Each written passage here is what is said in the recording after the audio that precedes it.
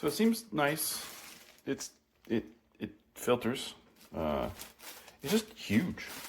It's 32 ounces or whatever, but it's also just giant. And then the minimum line on here is pretty high.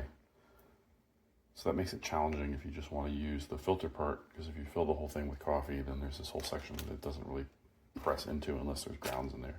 I tried to use it to filter some old coffee, and so I had issues with the amount of leftovers underneath this filter.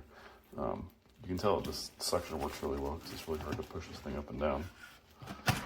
And the two baskets are both metal filters, which is nice. Maybe you could shove a paper filter in there if you wanted to use paper. I tried that with a standard basket. It worked okay. So it seems like a very nice French press. Make sure you line this part up at the front. And it also has some nice features for cleaning because the whole glass thing comes out, but it's just big.